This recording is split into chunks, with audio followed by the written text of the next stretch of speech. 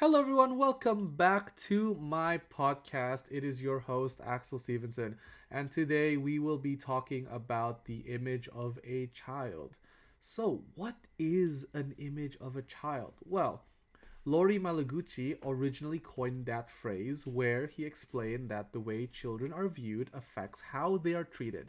For example, like how the environment is set up, or the language that we use around children, the educational policies and procedures, and even pedagogical practices. This podcast will examine the diverse images of children, how it affects their lives, while reflecting on my own childhood and the influence it has on my current pedagogical practice. So, first, let's start with the Australian image of the child. Well, in currently Australia, educators are incentivized to view children as capable and competent explorers based on the National Early Years Learning Framework that we all use. The EYLF is based on various theories that encourages educators to consider diverse perspectives and to reflect on their practices and pedagogy to support these specific children in their care.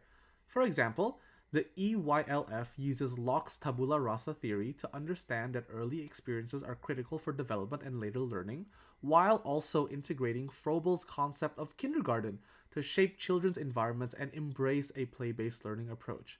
And we also view children through Malaguchi's philosophy of children as capable contributors.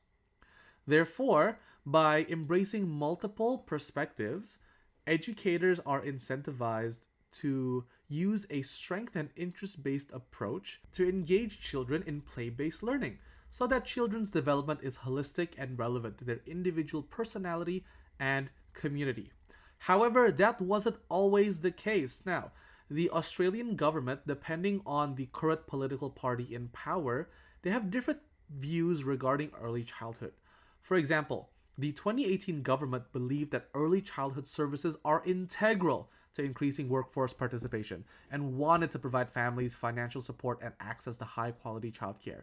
In order to do this, they pushed policies that try to remove educator limits in a service, investigate staffing ratios, as well as educator qualifications in an attempt to reduce administrative burden. On the other hand, the 2008 administration views children as a form of investment instead. Yes, not the parents, the children themselves. In their executive statement, children were referred to as capital, whose end goal was to contribute to the Australian economy by becoming a more productive workforce, and introduces the economic perspective into public discourse. As Bronfenbrenner's social ecological theory would suggest, the child's macro system, which in this case is the Australian government, would shape the policies in early childhood that would significantly affect how they are raised and how they are cared for. For example, through these policies, the government would view children through the scientific lens and use scientific methods to ensure that children would become a more productive workforce, and positioning educators as the key to success, like mandating that educators have university degrees. Well, that's the Australian perspective. When we shift over to China, they have different images of the child. The Chinese government's image of the child is as a Confucian child, where children are expected to live with good morals such as respecting their elders, embracing self sacrifice, and upholding society.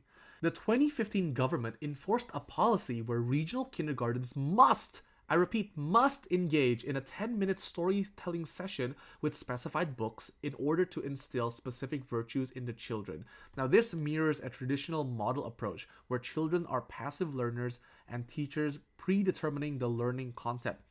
Yet, modern society actually challenges these traditional views of children, and they instead embrace the perspective of children having power to affect their reality.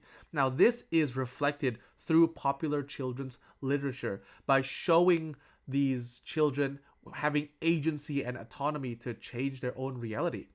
By creating these works, adults reflect on their childhood and on their perspective of a child through Foucault's perspective and supports children's empowerment and agency. I come from Indonesia, where Indonesia is a country made up of 87% Muslims, 7.4% Protestants, 3% Catholics, and 0.7% Buddhist, and the rest comprising of other diverse religions.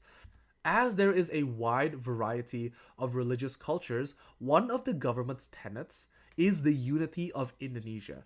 And a policy that they use to maintain these mutual relations is the inclusion of religion as a mandatory school subject, where children learn about their nominated faith. Therefore, there are various perspectives depending on the family's religion, location, language, and cultural background. Now, I was raised as a Chinese Indonesian Buddhist. My parents raised me as a Confucian child, instilling tradition, morals, and the importance of academic achievement through a more John Wesley approach of strict discipline and using play as a reward rather than as a learning opportunity. Through attending school, multiple religions, cultures, and ways of living were naturally exposed over time, like the concepts of halal foods or church or temples. And all cultural events were always celebrated. This resulted in a strong and accepting community where I could learn and play with my friends. I was also exposed to a lot of international media, as my father enjoyed Singaporean dramas, my mom watched US and Korean shows, while I loved Japanese anime. This introduced a lot of foreign languages, lifestyles, and even diverse family structures, such as the concept of same sex couples and divorced single parents. My parents never shied away from explaining complex topics, and they always treated me as a competent learner, explaining why these different family structures exist.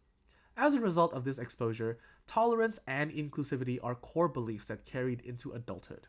After arriving in Australia, my image of a child is that they are curious and capable participants in the world, and it is the adult's responsibility to guide children to discover their own talents, personality, and abilities.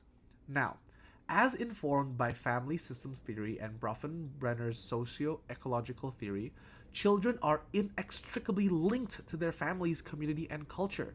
So, educators should collaborate with families and communities to integrate their funds of knowledge. To build this partnership, educators need to ensure that a friendly and welcoming environment is created, to facilitate open conversations to empower families to share knowledge and skills, and also to implement an anti-bias curriculum that embraces diversity, similar to how Indonesia embraces their religious diversity.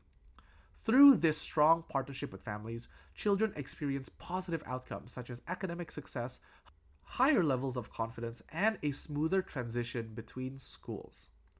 And, similar to Indonesia, Australia is a culturally diverse country where families from all walks of life can coexist in one community.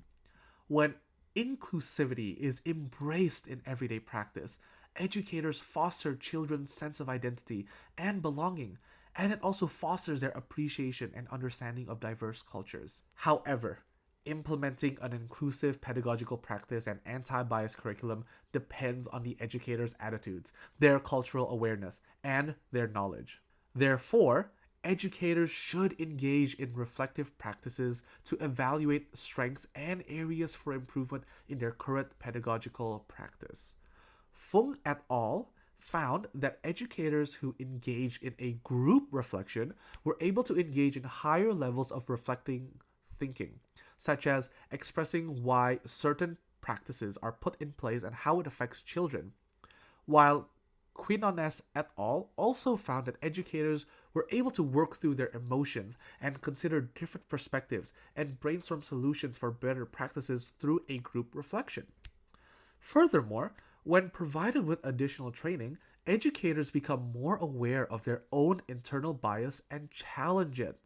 So, training can also equip educators with knowledge of new contemporary theories and policies, which can be used during reflective practices. In conclusion, as there are a diverse number of ways that children can be perceived, educators who embrace inclusivity and family partnership can be equipped to support children from all walks of life.